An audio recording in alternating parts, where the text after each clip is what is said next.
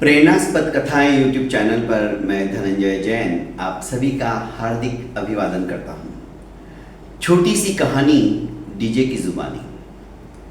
दोस्तों, एक बहुत बड़ा सेट था और सेट जितना बड़ा था उतना ही मौज मस्ती करके अपनी जिंदगी जीने का सलीका जानता था।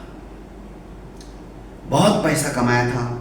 उसने एक ऐसी बोट बनाई जो कि मोटर की तरह चलती थी, पानी में भी, और उसे तैरने का भी शौक था।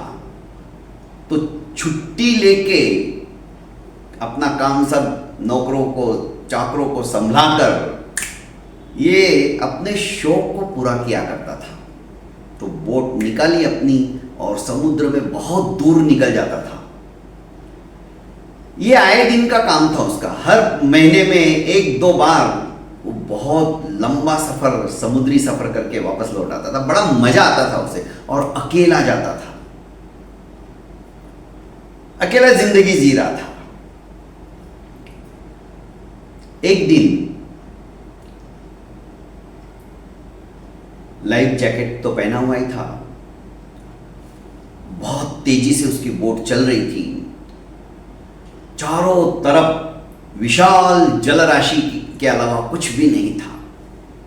अचानक एक तूफान आया और इसे दिखाई नहीं दे रहा था, इतना भयंकर तूफान। बोट जो है बीच में ही एक पहाड़ जैसा था, उससे टकराती है और तहस नहस हो जाती। लाइफ जैकेट तो पहना हुआ ही रहता है, ये फटाक से छलांग लगा देता है और उस तूफानी हवा के अंदर जिस दिशा में समुद्र की लहरें उसे बहा के ले जा रही है उस दिशा में जाने लगा। अपने आप को भगवान के भरोसे छोड़ दिया। तैरना तो अच्छी तरह जानता था, पर इस तूफान के अंदर इसके भी बाजुओं में इतनी ताकत नहीं रही थी। अपने आप को लंबी सांस लेकर उस लहरों की थपेड़ों के अंदर छोड़ दिया, और जब आधे घंटे के करीब तूफान थमा तो देखा सुदूर कोई तो भी टापू नजर आ रहा है। ये तैर कर उस टापू तक पहुंच गया। देखा चारों तरफ सुनसान था, वो टापू भी बहुत छोटा सा था। तरह तरह के वृक्ष थे पर जनशून्य, कोई इंसान वहां पर नहीं था। अब सोचने लगा कि देखो, भगवान ने बचाया है तो आगे का रास्ता भी वही दिखाएगा। भगवान के ऊपर विश्वास भी था। एक दो दिन तो इस सेठ ने कंदमूल खाके अपने उदरपूर्ति का बंदोबस्त कर लिया। उस टापू के अंदर घूम घूम कर देखने लगा कौन से फल खाने योग्य है। उनको तोड़ के लाता, बैठता, टापू का आनंद लेता। पर ऐसे वीरान टापू में भी एकाकी कैसे रहे। 4 दिन हो गए थे। सोचे कि मैं तो सोच रहा था भगवान कोई ना कोई रास्ता दिखाएगा, पर यहां तो दूर दूर तक चारों तरफ पानी के अलावा कुछ भी नजर नहीं आ रहा है, और टापू भी तो छोटा सा है। अब तो लगता है पूरी जिंदगी शायद इधर ही गुजारनी पड़ेगी। चलो कोई बात नहीं, 4 दिन से मैं ऐसी पेड़ों के नीचे सोता आ रहा हूं। आज इन पेड़ों की टहनियों को ही तोड़कर छोटा सा झोपड़ा बनाता हूं, तो कम से कम झोपड़ी के अंदर सोने को तो मिलेगा। और सवेरे से काम पे लग गया। करीब करीब शाम तक इसकी झोपड़ी बन के तैयार हो गई। इसे बड़ी खुशी हुई, क्योंकि खुद की निर्मित थी, खुद ने निर्माण किया था, खुद ने कुछ आविष्कार किया था। 2 आदमी 3 आदमी उसमें जा सकते, आ सकते, इस तरह से उसने सुंदर सी झोपड़ी बना डाली थी। सोचा कि आज कम से कम चैन की नींद सोऊंगा, सर पे छत है, ये एहसास हो रहा था। सूर्य अस्ताचल की ओर पहुंच चुका था। अंधेरा छाने लगा था, करीब करीब अंधकार होने लगा, तो इसने सोचा कि चलो अब झोपड़ी के अंदर जाके आराम से बैठता हूं।